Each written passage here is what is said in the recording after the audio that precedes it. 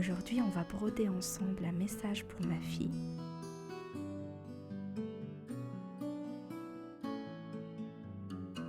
You are strong and beautiful.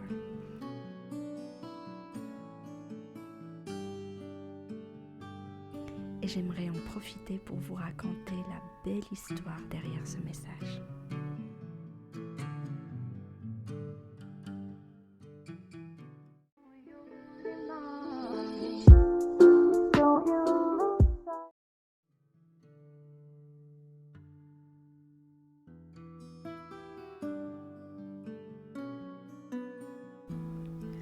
Un jour, on décide, mon mari et moi, d'aller à Venise. À l'époque, notre fille avait 6 mois, on habitait à Lyon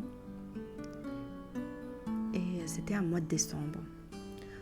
On devait aller passer Noël chez la famille en Angleterre et de l'Angleterre, on devait aller passer quelques jours à Venise avant de rentrer chez nous à Lyon.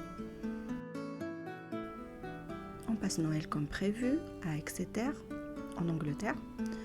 Puis on va à l'aéroport prendre notre vol pour Venise, à l'aéroport d'Exeter donc. Et là, on nous annonce que notre vol est annulé et que le prochain vol pour Venise était la semaine d'après. Donc là, il n'était plus question d'aller à Venise, mais plutôt de comment on allait rentrer chez nous, à Lyon. On passe 8 heures à l'aéroport à attendre qu'on nous trouve une solution. Avec un petit bébé de 6 mois, ceux qui ont vécu l'expérience savent la galère que ça peut être de poireauter dans un aéroport avec un bébé.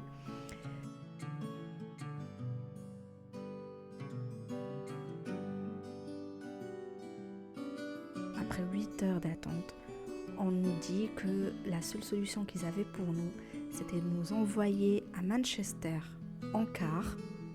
Et à Manchester, le lendemain, on allait trouver le lendemain matin, à 5 heures du matin, on allait trouver un vol pour Lyon. Après 8 heures d'attente à l'aéroport, nous voilà repartis pour 4 heures de route en car à Manchester, toujours avec un petit bébé de 6 mois. On arrive à Manchester et on se dit qu'on va manger un petit quelque chose dans le restaurant de l'hôtel avant d'aller se coucher. On arrive au restaurant, fatigué, épuisé, déçu, en colère, tout ce que vous voulez.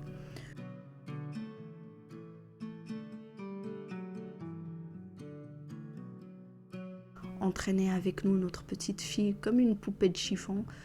Elle n'en pouvait plus, la pauvre, elle somnolait dans sa poussette, elle en avait tout aussi marre que nous, je crois. On s'attable au restaurant et là je vois une femme, une jeune femme. Elle était pieds nus, elle avait une coupe garçonne très très courte et elle était habillée un peu style hippie. Et je la vois qui écrivait des choses dans un petit carnet et elle montrait le petit carnet au serveur.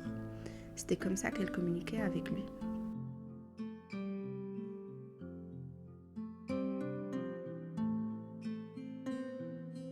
Puis ensuite, je la vois s'avancer vers nous et s'asseoir à la table juste à côté de nous. Et là, ça me saute aux yeux. Je me dis que cette femme, elle fait le yoga du silence.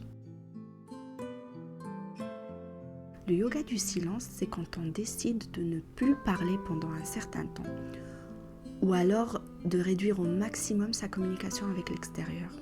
Non seulement il ne faut plus prononcer un mot, mais en plus il faut éviter tout langage corporel.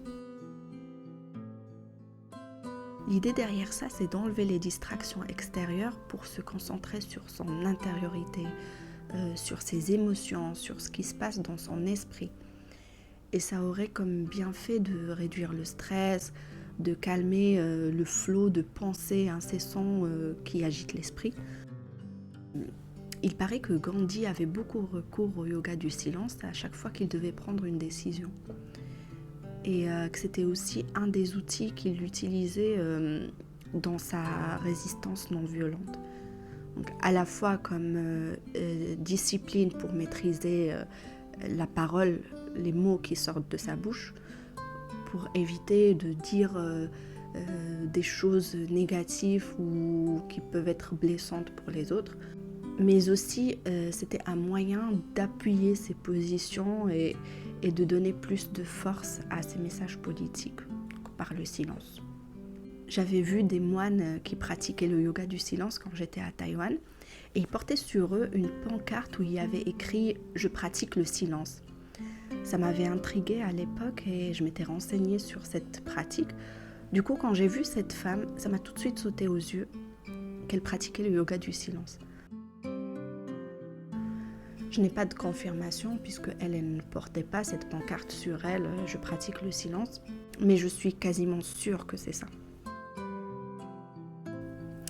À peine cette femme s'est assise à côté de nous, que notre fille, qui somnolait 2 minutes avant dans sa poussette, s'est animée tout d'un coup.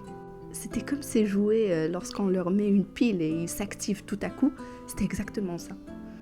Elle rigolait avec la femme, elle bougeait ses pieds, ses mains. Elle avait 6 mois, elle ne savait pas encore se mettre debout ou se relever, mais elle essayait de se tenir au bord de la poussette et de se pousser en avant en direction de la femme. Elle essayait d'aller vers la femme de toutes ses forces et elle s'agitait dans tous les sens. Pendant ce temps, la femme la regardait, qui s'agite, sans faire un geste, sans dire un mot, sans aucune réaction. Elle la regardait impassible et plus ça allait, plus notre fille s'excitait davantage. À tel point qu'à un moment, elle a commencé à faire des bruits avec sa bouche. Elle faisait On aurait dit qu'elle était possédée. On se regardait, mon mari et moi, on ne comprenait pas ce qui était en train de se passer, ni comment il fallait réagir. Puis au bout de quelques minutes, la femme, elle prend son petit carnet, elle griffonne quelque chose, elle déchire la feuille, elle la pose dans la poussette de ma fille et elle s'en va. Elle s'était attablée, elle était censée manger. Ben non, elle a juste posé la feuille dans la poussette de ma fille et elle est partie comme elle était venue. On prend la feuille alors avec mon mari et là on voit écrit ce message que je suis en train de broder. You are strong and beautiful.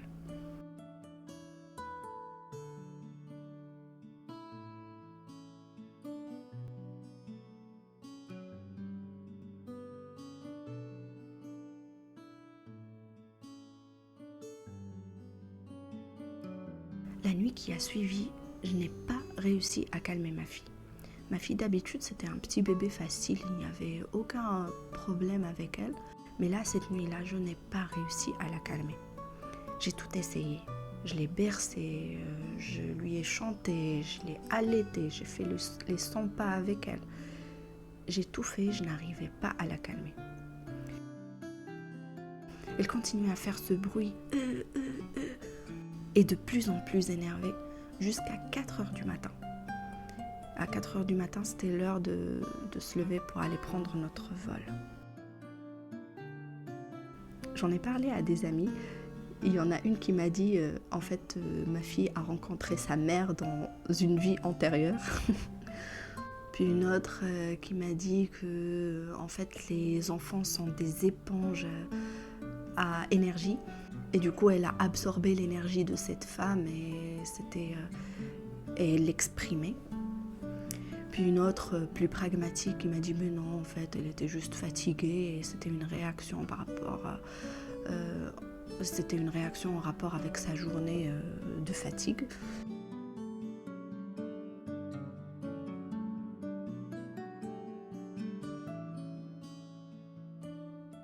Mais moi, ce que je pense, comment je l'interprète finalement, c'est peut-être que ma fille avait perçu le refus de communiquer de cette femme et elle essayait de la faire réagir. Ce manque d'interaction, ce manque de communication par la parole, les gestes, les expressions, a dû perturber ma fille et elle essayait avec ses moyens de construire un lien avec cette femme. Je dirais que sa réaction, c'était en fait une frustration. Vous savez, on parle souvent des bienfaits du silence. On dit que le silence est d'or, le silence est une sagesse, etc., etc. Mais le silence de l'autre, quand c'est l'autre qui décide de nous imposer ce silence, c'est tout de suite beaucoup moins bienfaisant. Ça donne souvent lieu à des situations très inconfortables, angoissantes, voire douloureuses. On interprète le silence de l'autre comme du rejet, de l'indifférence. Il n'y a rien de pire que l'indifférence, ou comme du mépris. En tout cas, moi, ça me rappelle juste des situations où j'étais, moi, adulte, extérieurement adulte, mais intérieurement, j'étais exactement comme ma fille de 6 mois face à cette femme qui refusait de communiquer avec elle. Elle s'agitait dans tous les sens, elle essayait par tous les moyens d'établir une connexion, d'établir un lien, d'extirper une petite communication.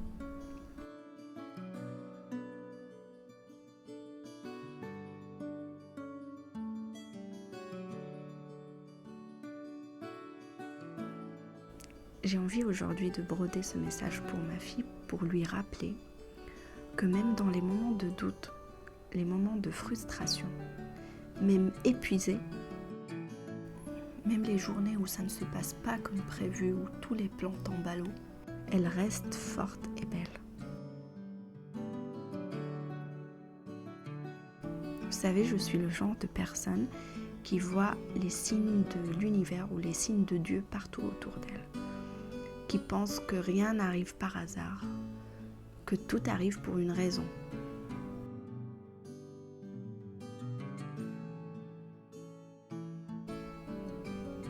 Ce jour-là, on devait être à Venise. On s'est retrouvés à Manchester. On a fait une rencontre pour le moins atypique, étonnante, limite mystique.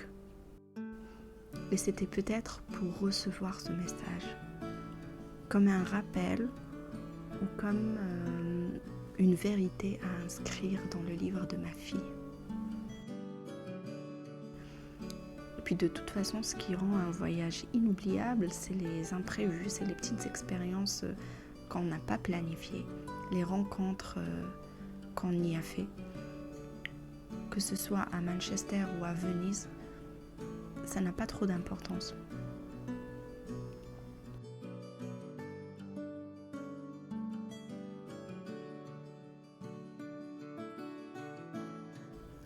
Vous avez vu, j'ai fait une manicure pour la fin de la vidéo. C'est uniquement pour ceux qui sont restés là jusqu'au bout. En tout cas, j'espère que ma petite histoire vous a plu et j'ai très très hâte de lire vos commentaires, d'avoir vos avis sur l'histoire, sur la broderie, sur la manicure aussi si vous voulez. Pourquoi pas ?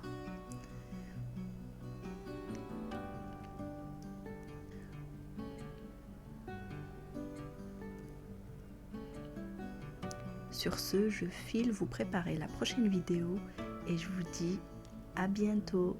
Je me demande quelle autre histoire je vais bien pouvoir vous raconter.